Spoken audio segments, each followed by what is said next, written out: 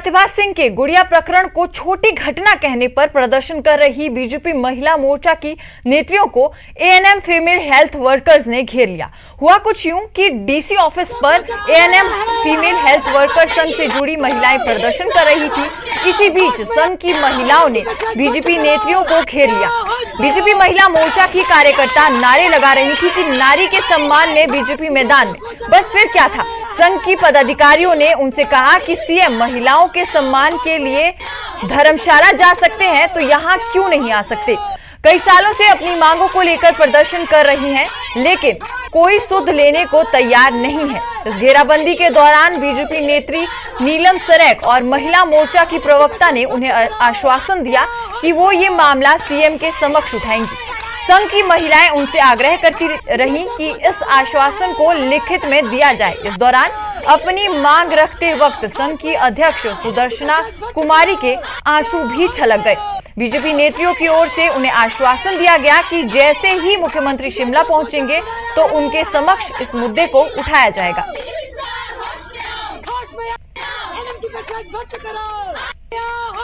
महिला मोर्चा का कार्यक्रम आपके साथ हुआ। हम आपको अब आश्वासन दिला रहे हैं, अगर हम भी झूठ बोलते हैं तो मतलब कि महिला मोर्चा भी झूठी है। तो मैं नहीं, हम आश्वासन दे रहे, ठीक है, हम यहीं बैठे। आप सीएम से कल हम 2 दिन वेट करने के लिए रेडी हैं। मुझे अपनी महिलाएं ऐसे बैठी हम 2 दिन बैठ सकते हैं और जहाँ 2 दिन और बैठेंगे होगा तो वही जो वहाँ पे होना है। मैम जब 3 दिन के लिए पूछे 2 दिन कोई बात नहीं, 2 दिन हमें कोई और नहीं। ठियोग में पानी की समस्या को लेकर चक्का जाम कर रहे विधायक राकेश सिंघा की चिंताएं बढ़ने वाली हैं। लोगों के साथ चक्का जाम पर बैठे राकेश सिंघा पर एफआईआर दर्ज करवाई गई है। ठियोग के विधायक पानी की कमी को लेकर कार्यकर्ताओं के साथ धरने पर बैठे थे। इस दौरान नेशनल हाईवे 5 पर लंबा जाम लग गया। जाम में आईजीएमसी से डिस्चार्ज होकर घर वापस आ रहा एक मरीज भी इस जाम में फंस गया। इस दौरान एम्बुलेंस में ऑक्सीजन खत्म होने की वजह से व्यक्ति की मौत हो गई। थाना ठियोग में सुरेश कुमार नाम के शख्स ने केस दर्ज करवाया है, जिसमें कहा गया है कि वो अपने ससुर को आईजीएमसी से डिस्चार्ज कर घर ले जा रहे थे।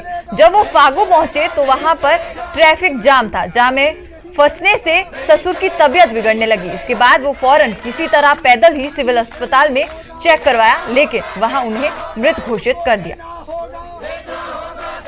ठियोग थाना के अंतर्गत जो है फागू के पास बेगल्टी में जो है सीपीएम कार्यकर्ताओं के द्वारा जो है चक्का जाम किया गया था, जिस वजह से वहाँ पे थोड़े ट्रैफिक की प्रॉब्लम भी रही है और उसमें एक चिड़गांव के व्यक्ति की जो है उसमें उस दौरान मृत्यु हुई है और उन्होंने ठियोग थाना में जो है कंप्लेंट दी है कि उस चक्का जाम की वजह से जो है उनके फादर की मृत्यु हो गई है। तो इसमें जो है एक एफआईआर रजिस्टर्ड कर दी गई है और इसमें फर्दर इन्वेस्टिगेशन आगे।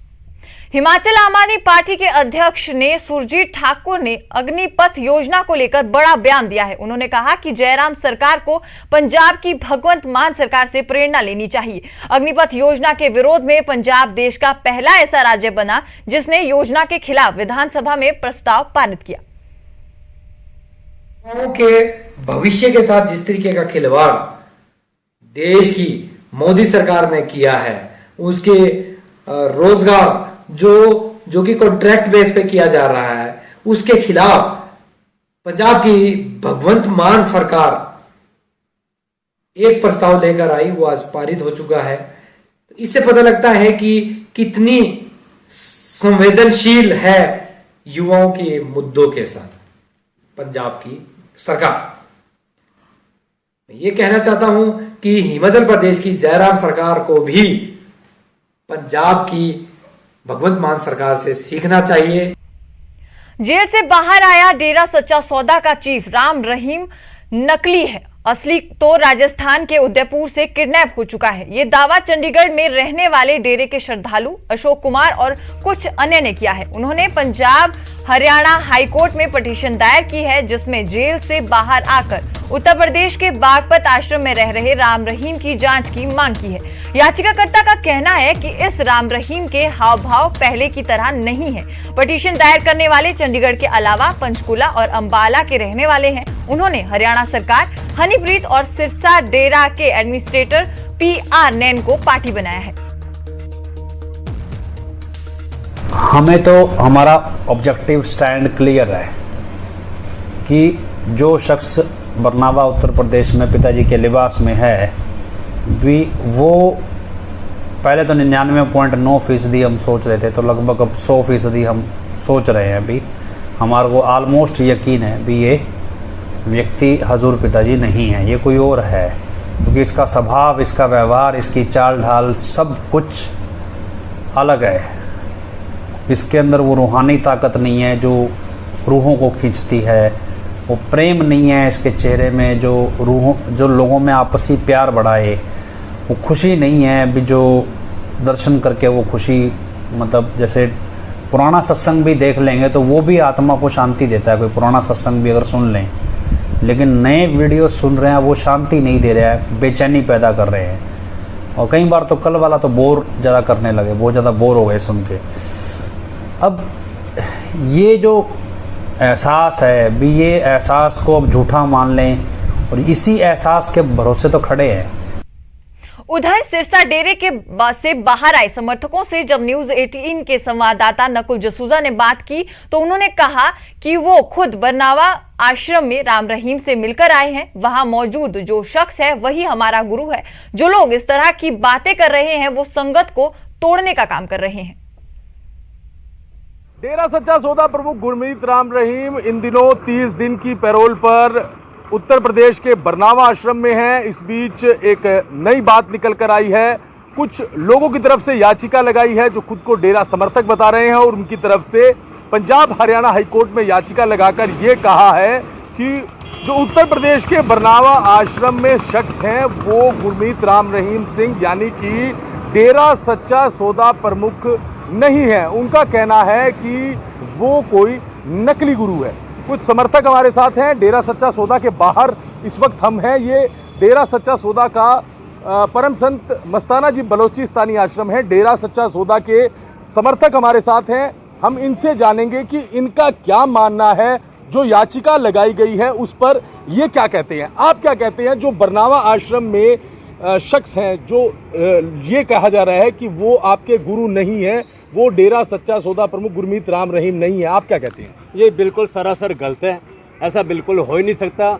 हम कभी कितने सालों से गुरुजी के साथ जुड़े हुए हैं, गुरुजी के दर्शन करते हैं, उनको अब बरनावा में मिल के आए हैं, उनका आशीर्वाद मिला है, सारी साध संगत जाके आई है, उनका उसी तरह आशीर्वाद देना, उसी तरह हमारे को काम मानवता भलाई के कार्यों के बारे में प्रेरित करना, हर किसी का भला करना, हर तरह के वो उसी तरह से सेम, किसी तरह का कोई फर्क नहीं है। और हम क्या इतने सालों से उनके पास जा रहे हैं, आ रहे हैं, पहचान नहीं सकते भी हमारे गुरुजी वैसे हैं, वही गुरुजी हैं। इसमें सब मनगढ़ंत बातें हैं और ऐसा कुछ भी नहीं है। ये सिर्फ एक लोगों को भ्रम करने के, लोगों को पीछे हटाने के लिए।